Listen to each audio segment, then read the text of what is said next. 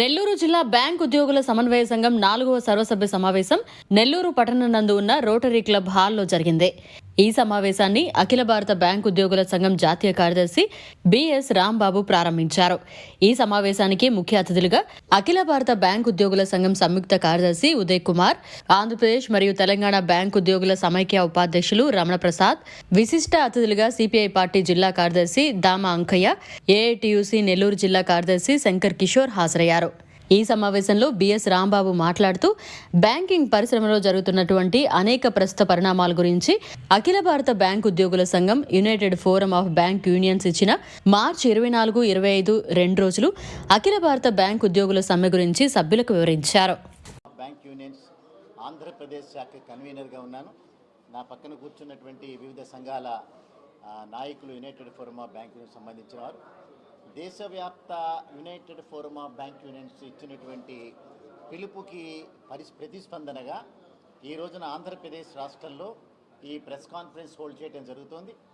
ప్రధానంగా గడిచినటువంటి ఒక నెల రోజుల నుంచి దేశవ్యాప్తంగా బ్యాంకింగ్ రంగంలో పనిచేసే అన్ని సంఘాలు కూడా ఆందోళన పథంలో ఉన్నాయి. దానికి ప్రధానంగా ఒక 12 డిమాండ్స్ని ఇండియన్ బ్యాంక్స్ అసోసియేషన్కి, అదే రకంగా సెంట్రల్ లేబర్ కమిషనర్కి, అదే రకంగా డిపార్ట్మెంట్ ఆఫ్ ఫైనాన్షియల్ సర్వీసెస్ వారందరికీ కూడా గడిచినటువంటి కొంతకాలంగా వారికి మేము ఇస్తూనే వచ్చాం. ముఖ్యంగా ఈ 12 డిమాండ్స్లో బ్యాంకింగ్ రంగంలో గడిచినటువంటి 10-12 సంవత్సరాల కాలంలో దాదాపుగా 3 లక్షల ఉద్యోగాలని తక్కువ చేయటం, అవి ముఖ్యంగా అవార్డ్ స్టాఫ్లు అంటే సబ్ స్టాఫ్లు, క్లరికల్లు, స్వీపర్ల సంఖ్య మాత్రమే తగ్గటం. ఇది గమనించిన తర్వాత ఇవన్నీ కూడా సంఖ్య తగ్గినందువలన ఖాతాదారులకు ఇచ్చేటటువంటి సర్వీసులో చాలా వ్యత్యాసం కనిపించడం, ఒక రకమైనటువంటి డిస్సాటిస్ఫైడ్ సర్వీస్ చేయటం, అదే రకంగా బ్యాంకుల యొక్క లాభదాయకత మీద ఈ రకమైనటువంటి ఎఫెక్ట్ పడటం, ఇవన్నీ కూడా ప్రభుత్వాలు గమనిస్తున్నా కూడా చర్యలేమీ తీసుకోకపోవటం వలన గడిచినటువంటి నెల రోజుల కాలంగా మేము ఆందోళన చేస్తున్నాం. మొన్ననే 13వ తేదీన ఇండియన్ బ్యాంక్స్ అసోసియేషన్ చర్చలకు ఆహ్వానించి ఏ ఒక్క సమస్య మీద సరైనటువంటి పరిష్కారం ఇవ్వని నేపథ్యంలో రేపు 18వ తేదీన సెంట్రల్ లేబర్ కమిషనర్ కూడా చర్చలకు ఆహ్వానించారు. అక్కడ కూడా సరైనటువంటి పరిష్కారం కనుక లభించకపోతే దేశవ్యాప్తంగా అన్ని బ్యాంకుల్లో, ప్రభుత్వ రంగ బ్యాంకుల్లో, ప్రైవేటు బ్యాంకుల్లో, కోఆపరేటివ్ బ్యాంకులలో, రీజనల్ గ్రామీణ బ్యాంకులలో, అన్ని బ్యాంకులలో కూడా 24, 25 తేదీ 2 రోజుల సమ్మె జరగబోతోంది. సో దేశవ్యాప్తంగా banking transaction including state bank of India లాంటి బ్యాంకుల్లో కూడా ఎక్కడా కూడా ఏ రకమైనటువంటి ట్రాన్సాక్షన్స్ జరగవు. దీనిలో ప్రధానంగా ఈ రిక్రూట్మెంట్స్ అనేటటువంటిది తప్పనిసరిగా దాదాపు 3 లక్షల మంది ఉద్యోగాలను కల్పించాలి. ఈ దేశం నిరుద్యోగ యువత, చదువుకున్నటువంటి యువత ఎక్కువగా ఉండేటటువంటి దేశం. దేశంలో రైల్వే రంగం తర్వాత బ్యాంకింగ్ రంగం మాత్రమే అత్యధిక ఉద్యోగాలు సృష్టి చేయగలిగినటువంటి కెపాసిటీ ఉన్నటువంటి రంగం. 4 లక్షల కోట్ల రూపాయలు ప్రతి సంవత్సరం కూడా ఆపరేటింగ్ ప్రాఫిట్ ప్రభుత్వానికి అందజేస్తున్నటువంటి బ్యాంకింగ్ రంగంలో మరిన్ని ఉద్యోగాలు కల్పించాల్సినటువంటి అవసరం ఉంది. సంపద సృష్టి జరుగుతున్నా కూడా ఉపాధి కల్పన ఈ దేశంలో జరగట్లేదు. అందుకనే United forum of bank unions ఆధ్వర్యంలో జరగబోయేటటువంటి ఆందోళనలో ముఖ్యంగా ప్రధానమైనటువంటి ఈ రిక్రూట్మెంట్స్, ఎడిక్వేట్ రిక్రూట్మెంట్స్ అనేటటువంటిది చేయాలనే డిమాండ్.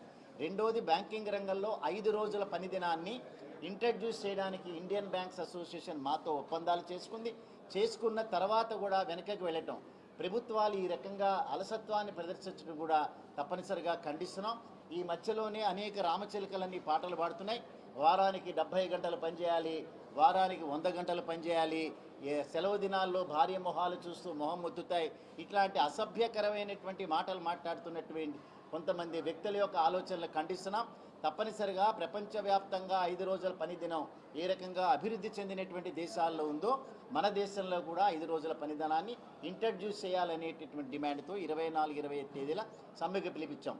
దానితో పాటుగా ఒప్పందాలలో ప్రభుత్వాల యొక్క జోక్యం, పిఎల్ఐ అనేటటువంటి ఒక స్కీమ్లో ఒప్పందాలు జరిగిన తర్వాత కూడా వాటిని ఉల్లంఘించి వారొక రకమైనటువంటి ఆలోచన రూపంలో ఒక సర్కులర్ ఇవ్వటం కూడా ఖండిస్తున్నాం. అదే రకంగా అనేక రకాలైనటువంటి ప్రయోజనాలు ఈ దేశంలో కొంతమందికి 25 లక్షల గ్రాట్యుటీని ఇంప్లిమెంట్ చేసినటువంటి ప్రభుత్వం బ్యాంకింగ్ రంగ ఉద్యోగస్తులకు కూడా ఆ రకమైనటువంటి ప్రయోజనాలు కల్పించాలనేటటువంటి డిమాండ్. ఈ రకంగా 12 డిమాండ్స్ కూడా తప్పనిసరిగా స్పష్టంగా చెప్పాం.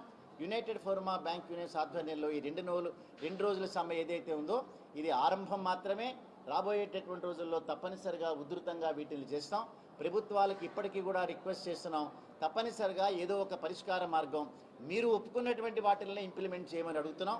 వీటన్నిటి మీద పరిష్కార మార్గాన్ని లభించేటట్టు చేయాల్సిందిగా ప్రభుత్వాలకు విజ్ఞప్తి చేస్తున్నాం. మరిన్ని అప్డేట్స్ కోసం మన HN9 టీవీ ఛానల్ని సబ్స్క్రైబ్ చేసుకోండి.